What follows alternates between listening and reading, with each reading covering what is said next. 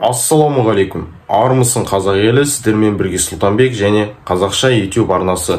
Бүгінгі бейнеде мен бұрынғы қазақ батырлары, яғни қазақ жауынгерлері туралы нақтырақ әртүрлі қызықты деректермен сіздерге ұсынатын боламын. Бұл деректерді жай ғана ауызбен айтып қана қоймай, ескі қазақ батырларының фотосуреттерімен көрсетіп сіздерге барынша дәлелдеуге, яғни сол ақпараттың шындыққа жанасатынын дәлелдеуге тырысатын боламын.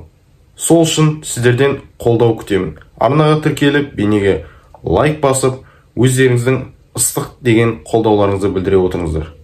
Қазіргі таңда көптеген қазақ батырлары туралы теріс және өтірік фейк ақпараттар шығып жатыр. Соған былайша айтқанда қарсы бір жауап ретінде де қабылдауға болады. Сол үшін бейнені соңына дейін қарауға сіздердің барлықтарыңызға кеңес беремін. Бірінші, бұл халық арасында, яғни біздің қазақ халқының арасында көп таралып кеткен әңгімелердің бірі. Бұл қазақ батырларында, яғни бұрынғы қазақ жауынгерлерінде мылтық болмаған. Бұл ақпарат өтірік және қате.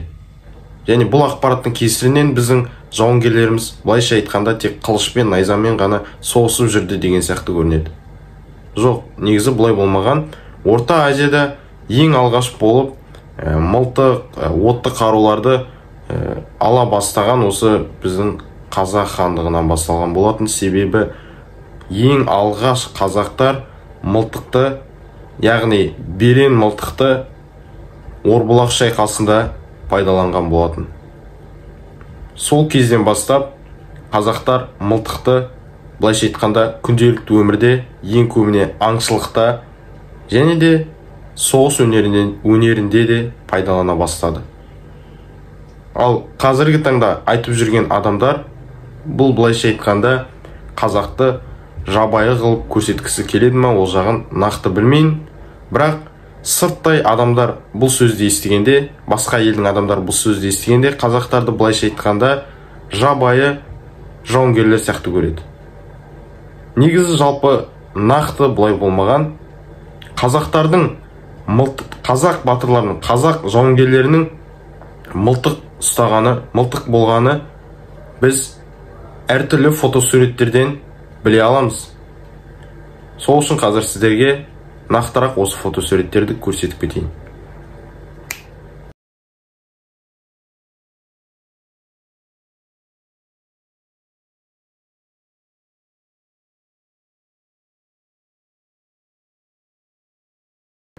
Достар, дәл қазір көрген фотосуреттерде сіздер қазақтардың берен мылтық ұстап тұрғанын, яғни берен мылтықты көздеп тұрған қазақты көрдік бірінші фотосуретте.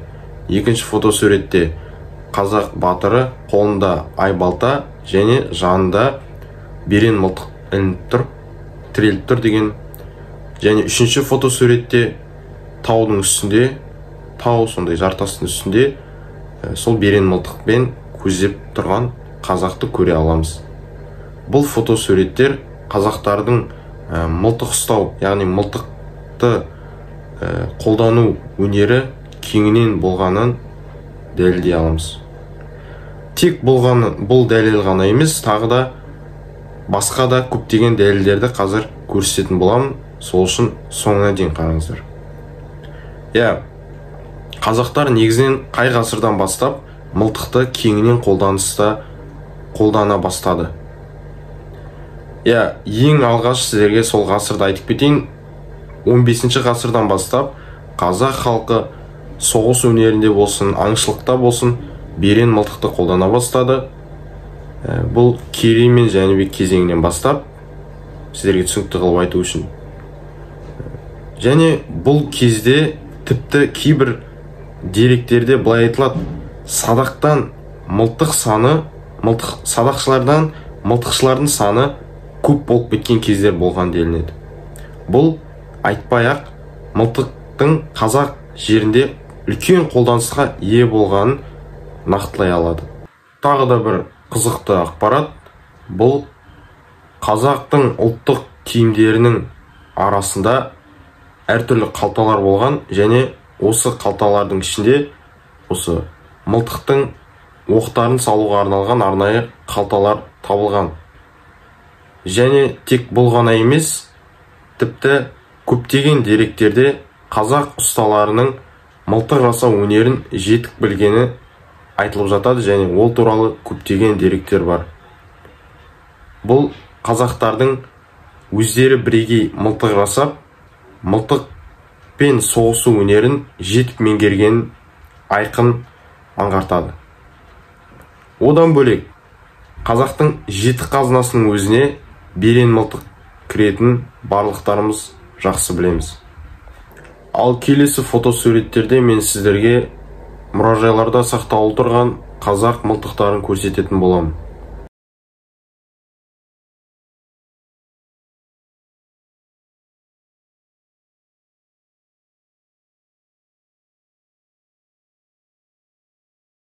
Соңғы фотосуреттен көргендеріңіз бұл сырты әйнекпен жабылып, ілініп тұрған мылтық Кенесары бабамыздың, яғни қазақтың соңғы ханы Кенесары ханның мылтығы болып табылады.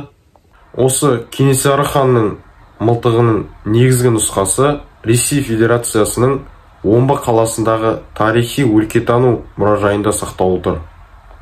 Достар, мылтық жағын, яғни қазақтардың мылтық ұстағанын, берен мылтықты, білтелі мылтық, тағы басқа да мылтық түрлері болған, және қазақ ұсталары мылтық жасау өнерін жетік меңгерген барлығын жақсы түсіндіре алдым деген ойдамын. Енді келесі сіздерге қазақ батырларының шынайы кәдімгі фотосуреттерін көрсететін боламын. Қарап жіберіңіздер.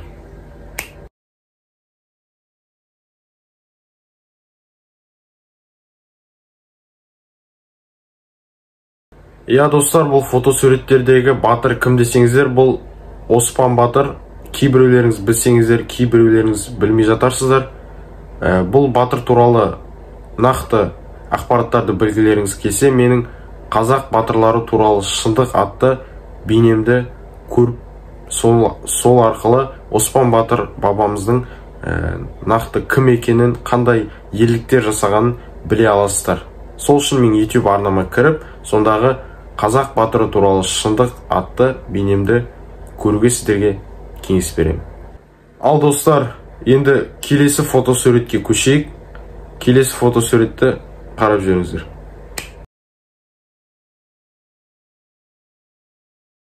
Ал достар, бұл фотосуреттегі кісі Ресей патшалығына қарсы ұлт-азаттық көтеріліс басшысы Есет батыр болып табылады.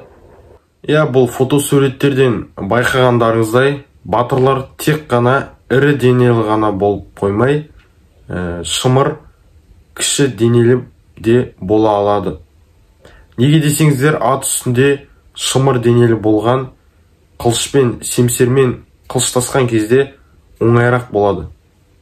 Қазіргі қазақ спортшыларын алып келсек, осы бұрынғы батырлармен былайша айтқанда ұқсастықтары бар. Бірақ араларында ірі денелі, мықты қазақ батырлары бәрібір де болған. Оған қазіргі кезге дейін дәлелдеген бұл Оспан батыр. Оспан батыр бабамыздың сол кезде, сол заманда Оспан батырмен бірге өмір сүрген адамдардың айтуы бойынша, денесі әлде қайда ірі, сондай бір мықты ірі денелі кісі болған деседі. Достар, бұл бейнені қорытындылай келе, қазақ батырлары тек бір жақты ғана емес, көп жақты, яғни көптеген қасиеттерді бойына сіңірген нағыз мықты адамдар болғанын дәлелдей аламыз. Неге десеңіздер, тек қылыш пен күштің көмегіне ғана сенбей, мергенділікпен асқан шеберлікте қазақ батырларының бойында кездескеніне нақты дәлел айта аламыз. Сіздермен болған Сұлтанбек және қазақша YouTube арнасы. Сау саламатта кездескенше сау болыңыздар.